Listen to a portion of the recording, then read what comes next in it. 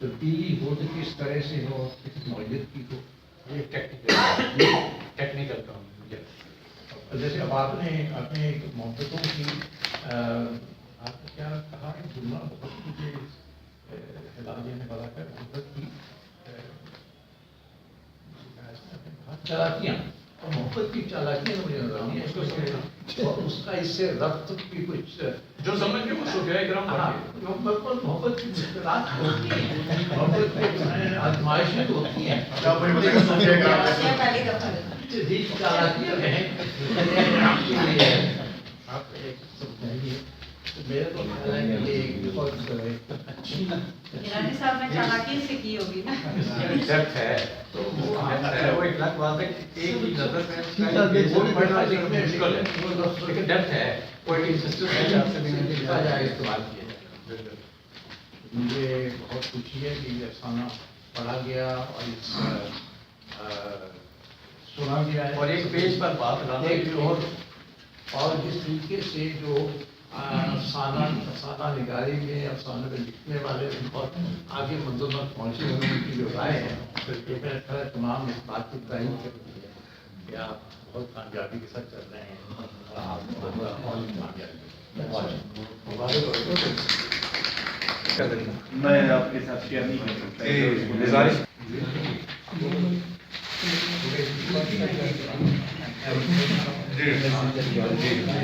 پڑھیے آرام آرام.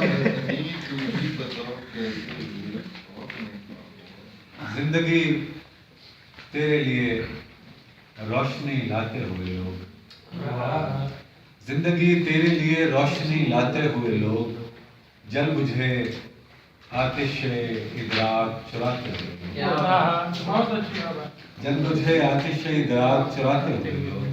اے زمین تو ہی بتا کیسے ہوئے خاک میں خاک، اے زمین تو ہی بتا کیسے ہوئے خاک میں خاک، آسمانوں میں کہیں نقب لگاتے ہوئے لوگ.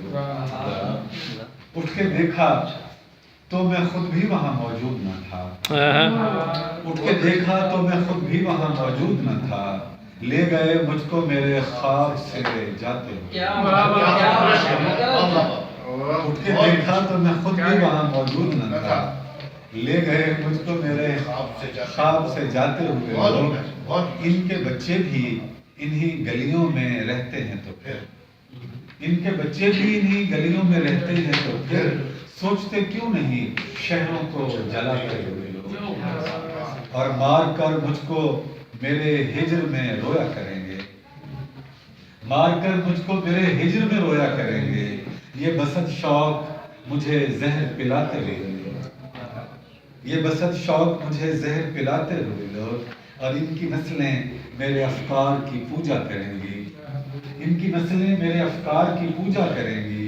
یہ نہ بھولیں مجھے سولی پہ چڑھاتے ہوئے لوگ، اور اپنے کھیتوں میں اگر آگ ہی بوئی ہے تو پھر، اپنے کھیتوں میں اگر آگ ہی بوئی ہے تو پھر، راکھ ہو جائیں گے یہ فصل اٹھاتے ہوئے.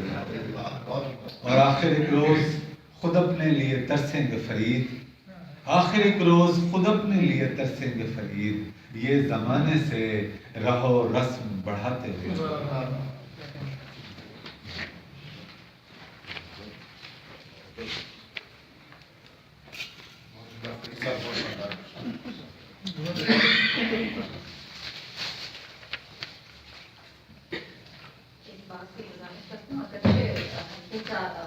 رسم یا یہ رواج نہیں ہے داد دینا، تاہم کچھ چیزیں ایسی ہوتی ہیں کہ بے ساختہ جو ہے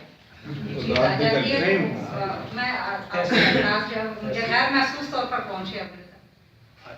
نہیں، میرا مطلب یہ تھا نا کہ تنقید جو کوئی واہ واہ کرتا ہے نا، وہ اپنی تنقید میں ریکارڈ کر لے، ادھر اس کی واہ واہ جو ہے لکھی جائے گی کہ یہ بہت اچھا شعر ہے، تو ادھر ہی وہ لکھ بھی دیں گے، اس کے نام کے ساتھ لکھ دیں گے کہ بھائی فلاں آپ نے کہا تھا کہ یہ بہت اچھا شعر ہے، تو وہ تنقید میں لکھے. تنقید اور مشاعرے میں پچھلے اجلاس میں میں نے بھی یہ بات عرض کر چکا تھا کہ تنقید اور مشاعرے میں فرق ہونی چاہیے. جو تنقید سنجیدگی سے سنیں اور اپنی دھات جو ہے نا وہ ادھر ہی جو ہے نا محفوظ رکھیں، ادھر ہی جو ہے نا. لیکن وہ سیکٹری صاحبہ نے کہا ہے نا کہ باضابطہ ہر بندہ سر آپ کی طرح روبوٹکس لگے تھے تو بھی رکھتا نا کچھ چیزیں نہیں، کچھ ہلکے کی جو ہے نا ضرورتیں بھی ہوتی ہے جو پوری کرنی ہوتی ہے.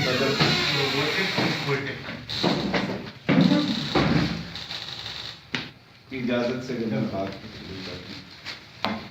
احمد فرید غزل کے دائرے بہت بڑے اور انتہائی نمایاں شاعر ہیں، اور ان کی خوبی جو میں نے دیکھی ہے، جس طرح سے ابھی بات یہ ہو رہی تھی اسی پہ کہ بے ساختہ داد والی بات جو ہو رہی تھی، کہ اکثر اوقات میں نے دیکھا ہے کہ غزل جس وقت مشاعرے کا بالکل ایک الگ فضا ہے اور حلقے کی یا تنقید کی بالکل ایک الگ فضا ہوتی ہے، اور وہی جس میں خود ہم بڑے اچھل اچھل کے داد دیتے رہے، لیکن جب چیزیں حلقے میں پیش ہوئی تو اس وقت پریشانی ہو رہی تھی کہ یار اس پہ اب بات کیا کریں گے، تو وہ بالکل ایک الگ فضا ہے اس پہ. لیکن ان کا جو ہے احمد فرید کی غزل جب بھی میں نے دیکھی ہے، یہ مشاعرے میں ہو تو ان کا انداز ایسا خوبصورت ہے، اور اشعار میں تازگی ایسی ہے، مضامین میں اس پہ تو ہم ابھی بات جو کر رہے تھے کہ کہنے کے لیے جو بھی ہے اس کا ایک الگ زاویہ اور اس میں ایک تازگی اور نیا پن، اور وہ جس طرح فنگر پرنٹس الگ ہیں تو وہ اس زاویے سے بھی پتہ چل جاتا ہے کہ غزل جو ہے وہ کتنی منفرد ہے اور ہٹ کے ہے. تو احمد فرید کا یہ کمال ہے ان کے اشعار میں، اس کے ساتھ مل کے، روایت کے ساتھ مل کے. دیکھیں تلمیح کا جہاں پہ ذکر آیا زہر پلانے سے، تو وہ ماضی سے بھی جڑی ہوئی چیز ہے اور حال کے بھی مطابق لگ رہی ہے، اور اس کا نسلیں اختار کر کریں گی یہ ساری چیزیں جو ہیں. تو اس میں ان کی بالکل ایک تازگی کے ساتھ، اور یعنی غزل کا کوئی جواز ہے جو چند لوگوں کی غزلوں سے مجھے لگتا ہے، ان میں احمد فرید بھی ایک شامل ہے، اور اس پر میں نے بہت داد دیتا ہوں. بات آگے چلے گی. سر صدر جو ہے احمد فرید مطلب بڑے میچور عمدہ شاعروں میں ان کا شمار ہوتا ہے. اس ساری غزل میں ایک آج کا منظرنامہ ہے، لیکن یہ شاعر کا یہی کمال ہوتا ہے کہ وہ اسے ایک شاعری بنا کر پیش کرے، کہ وہ بات کو اسی صافیانہ انداز میں نہ بیان کر دے بلکہ اسے آرٹ بنائے. اور یہاں ان کو آرٹ بنایا گیا ہے کہ باتیں آج کی ہیں لیکن انہیں شعر بنا کر پوئٹک انداز میں بیان کیا گیا. میں نے ان کے بارے میں پہلے بھی ایک جگہ بات کرتے ہوئے کہا تھا کہ یہ بہت اچھے شاعر ہیں، لیکن یہ پروگریسو شاعر ہیں. مطلب ساری اس کی غزل دیکھیں ان کی تو ایک طرح کی پسند پروگریسو شاعر ہے.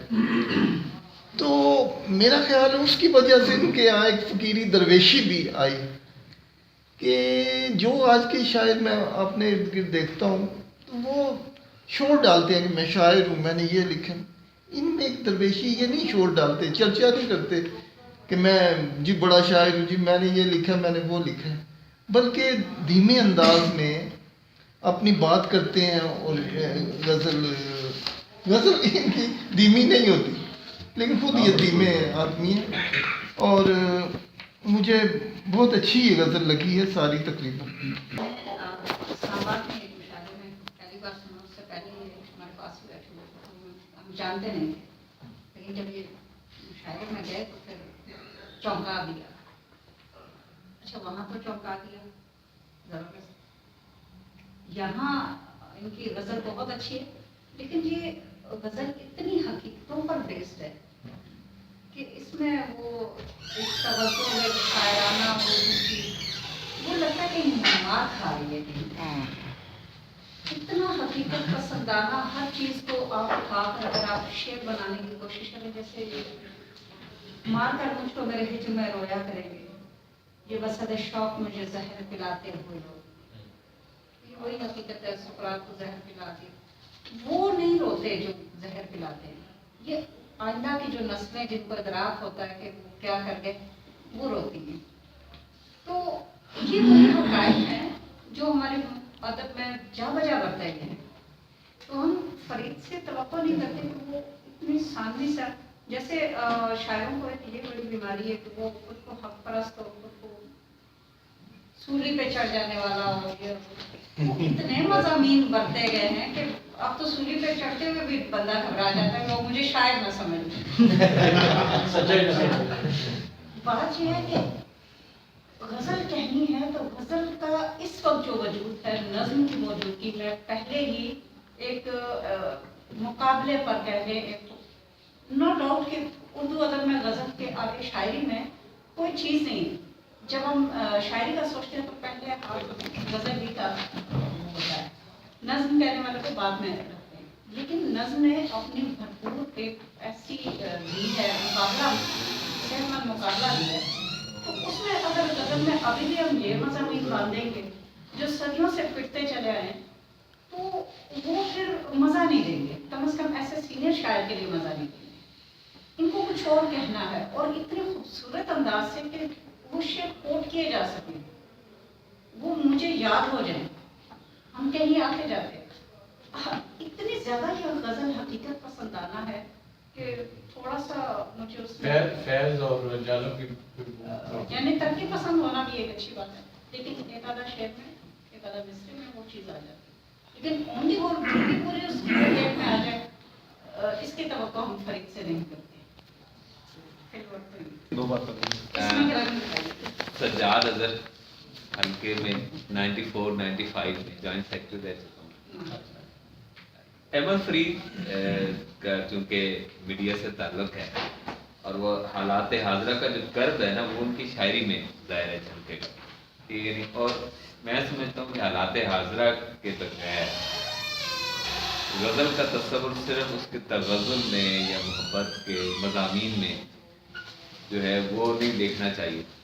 और उस हवाले से भी बातें तो आप देखें कि अगर हम देखें गज़लें गिनना शुरू करें तो शायद आज तक करोड़ गज़लें की जा चुकी हैं। ख्याल भी कोई नया नहीं है, वही लफ्ज़ होते हैं, उन्हीं को आगे। लेकिन मैं समझता हूँ कि वो जो हालात हाज़रा का कर्ब होता है, जो उस नस्ल को दरपेश होता है, उस नस्ल के इर्द गिर्द जो कुछ और होता है, वो अंदाज अगर जो है ना उस वक्त, हालांकि मसाइल भी एक तरह रहते हैं, लेकिन उन मसाइल की शिद्दत और मसाइल की जो हदूद अरबा होता है वो हर ज़माने का मुख्तलिफ होता है। मैं समझता हूँ इस हवाले से बड़े अच्छे शेर हैं इस गज़ल में, ठीक है। इस तरफ अगर पूरी कहा ही जाता है कि वो शायर बड़ा होता है जिसका कोई एक शेर भी कमाल का हो। इसमें तो देखें, अपने खेतों में अगर आग उगी है तो फिर राख हो जाएंगी फसल उठाते ही लोग। बिल्कुल ये जो कुछ है, और आकर एक रोज़ खुद ही अपने लिए दसेंगे फरीद, इस ज़माने से राह रस्म उठाते ही लोग। ये बिल्कुल वही है जो एक जो है हालात हाजरा है, चीज़ें हैं, फ़र्ज जिस तरह जकड़ा हुआ है, वो ज़माने के पीछे जो है वो दौड़ता है, लेकिन अपनी उसे बिल्कुल फिक्र नहीं है। तो मैं समझता हूँ कि सिर्फ हमें देखें, तब्दीली जो होती है ना, वो जिस चीज़ में अगर तब्दीली नहीं हो रही तो वो जिंदा नहीं रहती, वो मर जाती है। गज़ल के मज़ामीन हो, अल्फाज की बनावट हो, शायर का ख्याल हो, उसे ज़माने के साथ साथ बदलना है, उसे नई चीज़ें लेनी है दुनिया से।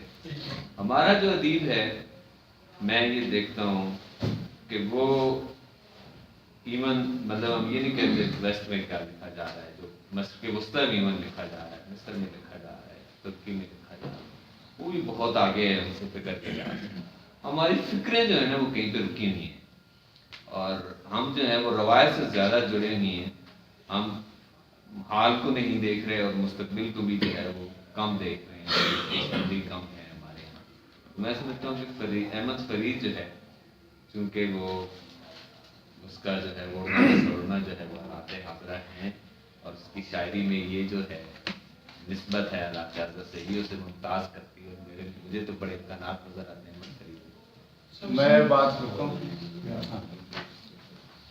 दोस्तों ने तो बहुत कह दिया कि भाई बहुत अच्छी गज़ल है और शायरी काफ़ी रदीफ बना। देखिए गज़ल जो है वो सिर्फ काफिया रदीफ और उसका रब्त बराबर करना गज़ल नहीं होता। गज़ल में कुछ अट्रैक्शन भी होना चाहिए। हाँ, और मैं तो अहमद फरीद साहब को जो है ना वो एक मैच्योर शायर हैं, तो ऐसी गज़ल की उससे तवक्को नहीं कर सकता। अच्छी बातें कर दी शायद, बहुत अच्छी लग रही शायद की पॉइंट भी अच्छे उठाए। जिस तरह नाम है फ्रीकन में मुझे गज़ल सा नजर नहीं आई है। दोस्त आप जिक्र कर रहे थे कि शायद जिस तरह हमारे कान में दाज या मुरीदा की काशी कर रही है तो खबरनामा सब नजर आ रहा है गज़ल में। मतलब आप तीसरा शेर बनाने की कोशिश की गई है, मतलब आप तीसरा शेर कुछ ख्याल है कुछ इधर उधर, बाकी तो खबरें नजर आ रही है, कोई इसमें ऐसी चीज़ नहीं है, क्राफ्टिंग नहीं है।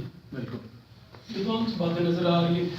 आप नासिर का आदमी देख बेशुमार लोग शायरों को पढ़ ले, अभी गाने पढ़ने से चीज़ें नजर आएंगी आपको। कोई इसमें कुछ ऐसी आउट क्लास कोई क्राफ्टिंग कुछ मुझे तो नजर नहीं आई। पहला शेर दूसरे तीसरे शेर में कुछ न कुछ की है, कुछ कहने की कुछ ख्याल है, बाकी तो मैं अक्सर खाना पूरी करने की कोशिश की है। वो तीन कुछ अशार की बात, लेकिन हम पहले शेर को जितनी दफ़ा पढ़ रहे हैं हमें मज़ा भी आ रहा है और ये खुलता भी है, मज़ीद सफ़र करता है, यानी चांद शेर नहीं।